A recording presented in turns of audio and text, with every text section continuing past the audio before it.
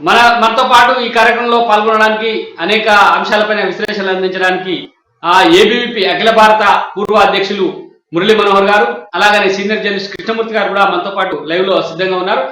నమస్కారం మురళీ మనోహర్ గారు. నమస్కారం కృష్ణమూర్తి గారు.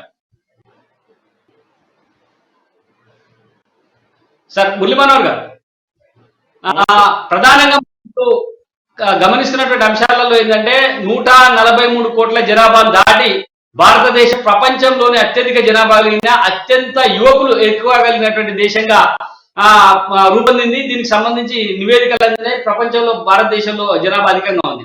ఇదేంటి, దేశానికి మేలు చేకూర్చే అంశమా, లేకపోతే ఆర్థికంగా లేకపోతే సామాజికంగా దేశంలో ఇబ్బందులు లేనటువంటి అంశంగా చూడొచ్చు? ఏ రకంగా చూడొచ్చు మురళీ మనోహర్ గారు? దీంట్లో రెండు పార్శ్వాలు ఉన్నాయండి. మంది ఎక్కువైతే మజ్జిగ పలుచన అని ఒక నానుడి ఉంది, మన దగ్గర తెలంగాణలో అంటుంటాం. కనుక మనుషులు ఎక్కువైనప్పుడు తప్పకుండా మజ్జిగలో నీళ్లు పోయాల్సి వస్తుంది. అందరికి పంచాలంటే మజ్జిగ మన దగ్గర ఎక్కువ ఉంది అనుకోండి, నీళ్లు పోసే అవసరం ఉండదు. అంటే సంపద మన దగ్గర ఎక్కువ ఉంటే అందరికీ పెట్టే అవకాశం ఉంటుంది, అందరూ కడుపు నిండుతుంది, అందరూ సంతోషంగా బ్రతుకుతారు. కానీ సంపద సృష్టి ఇంకా జరగాలి మన దగ్గర. కానీ ఈ మధ్య కాలంలో ప్రపంచవ్యాప్తంగా వస్తున్న అనుభవాలు ఏంటి అంటే, చైనా లాంటి దేశాలు, జపాన్ లాంటి దేశాలు ఒకప్పుడు జనాభా నియంత్రణ పెద్ద ఎత్తున చేశాయి. కనుక ఒక కపుల్ ఒకటే చైల్డ్ అనేటువంటి పాలసీని బలవంతంగా రుద్దాయి మనుషుల పైన. కనుక శిక్షలు కూడా వేశాయి. దాంతో ఇప్పుడు జరిగింది ఏంటి అంటే, ఇప్పుడు సహజంగా పడిపోవాల్సిన సంఖ్య అసహజంగా పడిపోవడంతో వాళ్ళ యొక్క పాపులేషన్ గ్రోత్ ఏదైతే ఉందో అది బాగా తగ్గిపోయింది. అయితే మన పాపులేషన్ కూడా, అంటే వేగం ఏదైతే అంటామో వేగం తగ్గింది. మనది కూడా పాపులేషన్ గ్రోత్, అందరు కూడా 2 పిల్లల వరకే వచ్చేసారు. ఇంత 4, 5 ఉండేవారు. కానీ మనది అసహజంగా లేదు, ఎక్కడ కూడా ఒత్తిడి లేదు. దాని కారణంగా ప్రకృతికి దూరం పోలేదు మనం, అందుకని మనది పెరుగుతూ వచ్చింది. నా పాయింట్ ఏంటి అంటే, ఇది వరమా లేకపోతే శాపమా అనేటువంటి విషయం వచ్చినప్పుడు రెండు అవుతాయి. ఇది వరం అవుతుంది, శాపం అవుతుంది. సంపదను సృష్టించుకోలేకపోతే, ఉదాహరణకు మనం ధాన్యము పండించడం బాగా పెంచుకున్నాం, మిల్క్ ప్రొడక్షన్ పెంచుకున్నాం, ఆహార ఉత్పత్తులు బాగా పెరగడంతో ఆకలి సమస్యను మనమే తీర్చుకున్నాం. ఆ విధంగా గ్రీన్ రెవల్యూషన్ తర్వాత ఆ విధంగా మనం మన సమస్యలు పరిష్కరించుకుంటూ వచ్చాం. అయితే సమస్యలు పరిష్కారం కావాలంటే హ్యూమన్ రిసోర్స్ అంటాము, అంటే మనుషులు కావాలి, ప్రతి పనికి మనుషులు కావాలి. కనుక ఇప్పుడు జర్మనీలో మనుషులు లేరు, 70 ఏళ్ళు వచ్చినా రిటైర్మెంట్ ఇవ్వడం లేదు. ఎందుకంటే పనికొచ్చే మనుషులు అంటే ఎవరు అంటే వర్కింగ్ ఫోర్స్ అంటాం, అంటే వృద్ధులు పనికి రారు. కనుక ఉత్పత్తి చేయగలిగిన జనాభా ఏదైతుందో ఈ జనాభా ఎలా ఉంది అనేదే ముఖ్యం.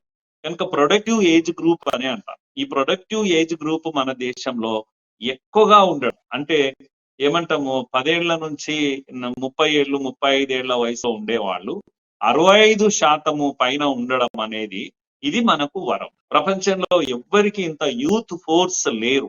మన నేషనల్ యావరేజ్ వయసు అంటాం కదా, సగటు వయసు 29 ఏళ్ళు. ఇది ప్రపంచంలో ఎవరికి లేదు. ఇంత యంగ్ ఏజ్, ఏన్షియంట్ కంట్రీ మనది, పురాతనమైన దేశం కానీ యువతతో కూడినటువంటి దేశం. కనుక యంగ్ కంట్రీ మనది. వయసులోనేమో కంట్రీ యొక్క ఏజ్ ఏమో ఎక్కువ, కానీ పాపులేషన్ వైజ్ చూస్తేనేమో యంగ్ కంట్రీ మనది. ఇది ఒక వరము, మనకు కలిసి వచ్చినటువంటి వరం. కానీ ప్రసాద్ గారు, మనం మర్చిపోకూడదు ఏంటంటే, ఈ పని చేసే పిల్లలు, పని చేసే సామర్థ్యం ఉన్న పిల్లలకు పని ఇచ్చామా లేదా? పని కల్పించి ఉత్పత్తి పెంచితే అప్పుడు ఇది వరం అవుతుంది. ప్రభుత్వాల దగ్గర దానికి ఒక పాలసీ ఉండాలి, యూత్ ని ఎంగేజ్ చేయాలి. లేకపోతే యూత్ పక్కదారి పడతారు, తాగుడుకు అలవాటు పడతారు, డ్రగ్స్ కి అలవాటు పడతారు. ఉడతా పంజాబ్ అని ఒక సినిమా వచ్చింది.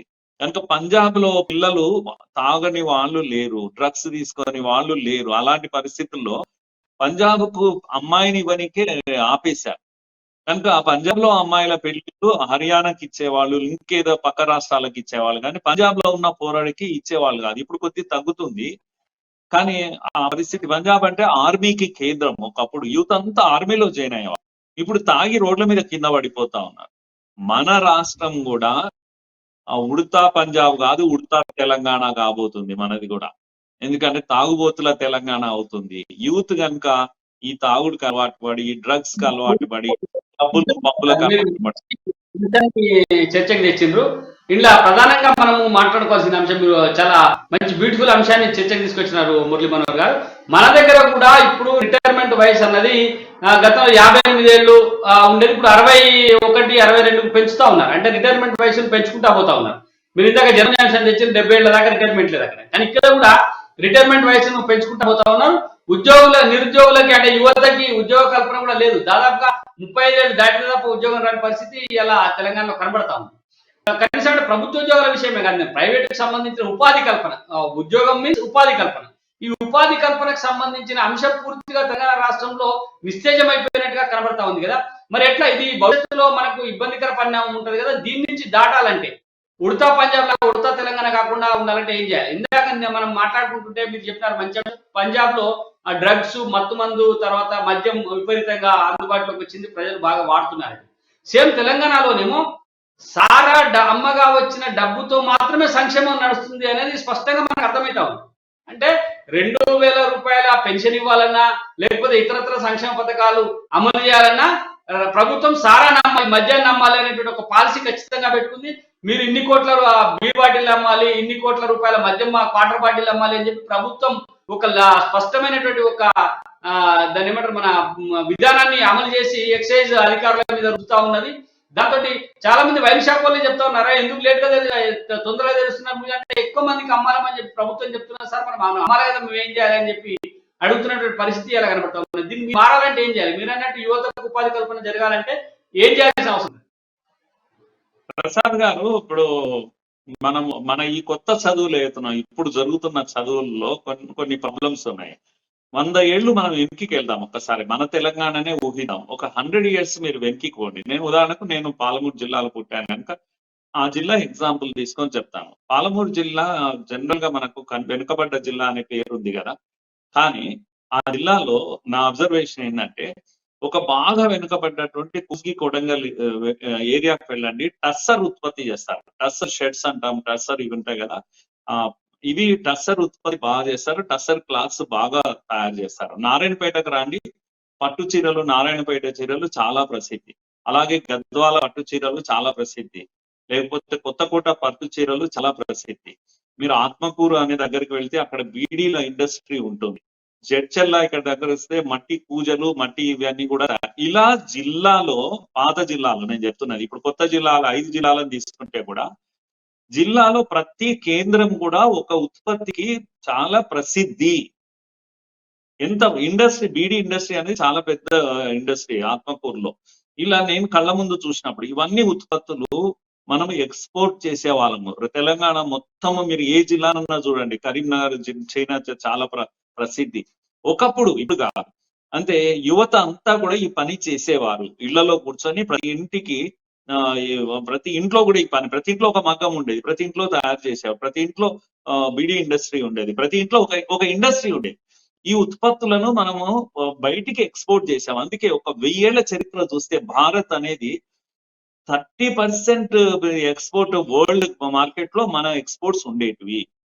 ఇది అంటే మనం ఉత్పత్తి తగ్గించేసాము. మీరు ఐఐటీలు ఉండేటివి, ఊరు ఎక్కడ పోయినా కూడా ఐటీఐలు ఉండేటివి. ఐటీఐలు అనేటివి స్కిల్ కేంద్రాలు.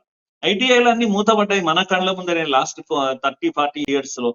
అంటే మనం చదవంటే ఏం చేసామంటే రీడింగ్, రైటింగ్ ఒక్కటే అనుకుంటున్నాం. అంటే అందుకే గాంధీ చెప్పాడు కదా, education is not only to head, it is to head, hands and heart. ఈ చదువు మిస్ అయింది. ఈ మూడిటికి పని చదువు అంటే. హార్ట్ అంటే ఎందుకు అంటున్నాను అంటే, దయా, దాక్షిణ్యము, కైండ్నెస్ ఇవన్నీ కూడా ఇప్పుడున్న జనరేషన్ లో లేదు, పాఠాల్లో లేవు ఎక్కడ కూడా. అందుకే క్రూరులుగా తయారవుతున్నారు. అమ్మాయి ప్రేమిస్తావా లేకపోతే చంపేస్తాను, యాసిడ్ పోస్తాను అనేటువంటి దుర్మార్గులను మనం కళ్ళతో చూస్తున్నాం. మన చదువులు మనల్ని పనికి రాని వాళ్ళని తయారు చేశాయి. ఏ పని రాని వాడు ఇప్పుడు బాగా చదివిండంటే ఊర్లలో దేనికి పనికిరాడు, లుంగి గ్యాంగ్స్ గా తయారవుతున్నారు. కనుక చేతులతో ఒక పని చేయలేడు. వాళ్ళ నాన్న వడ్రంగి పని చేస్తాడు, వీనికి అది కూడా రాదు. వీనికి నామూసి ఆ పని చేద్దామంటే, ఎందుకంటే డిగ్రీ చదివాడు కనుక. అందుకే నా పాయింట్ ఏంటంటే, మన చదువులు మనల్ని తప్పుదారి పట్టించాయి. ఉత్పత్తులను బాగా చేసి ప్రపంచానికి అంతా అందించిన వాళ్ళము. ఇప్పుడు మనం ఏం చేస్తున్నాం అంటే, మళ్ళా ఉదాహరణకు డిఫెన్స్ లాంటిది చూడండి. డిఫెన్స్ లో మనం ఒక చిన్న బోల్ట్ కావాలన్నా విదేశాల నుంచి, మనము ఫ్రాన్స్ నుంచి, అమెరికా నుంచి కొనేవాళ్ళం. ఇప్పుడు మోడీ వచ్చాక పాలసీ మార్చేసి డిఫెన్స్ ఉత్పత్తులను మన దేశంలోనే తయారు చేశారు. ఒకటి, మనము కొనడము తగ్గిపోయింది, విదేశాలకు పంపడం మొదలు పెట్టినాము. అప్పుడే మొదటి లాస్ట్ 1-2 years 1,00,000 కోట్ల లాభాలను ఆర్జించేశాం.